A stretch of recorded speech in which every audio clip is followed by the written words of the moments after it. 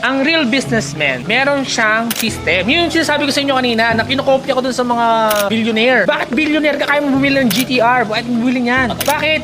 Ibig sabihin, may pera talaga yung business niya na yung sahod niya, yun yung pinambili niya ng GTR ng 8 million na kumita siya na sa isang taon, makaka-create siya ng sahod sa sarili niya, yung business niya hindi nagagalaw, bibili siya ng GTR. Bakit siya nangyayinain na may GTR siya? 8 million yung puhunan yun eh. Kasi sahod niya yun. So ngayon, gawin yung ganito sa business, may allotted na pera para sa lahat. For example, ako, ang sahod ko sa isang araw sa shop, 1,000 per day. Yung asawa ko, 1,000 din per day. So 2,000 per day ang kita namin dalawa. Ngayon, yung bibiling kong bagay, tulad ng mga cellphones, etc., hindi ako bibili ng mamahalin. Pero bumibili ako ng mamahalin months. Kasi gusto ko bumili ng iPhone eh. Nyari itong iPhone. Hindi ko siya bibili ngayong month. Bibili ko siya 3 months pa. Kasi yung sahod ko, inaantay ko. Bibili ako ng iPhone kasi kailangan ko talaga siya. 3 months pa, antayin ko yung sahod ko. Makukuha ko yung gusto ko.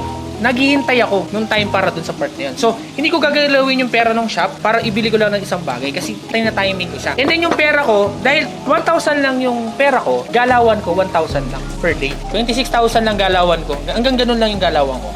Hindi ako pwede lumagpas doon kasi yun lang yung pera ko eh.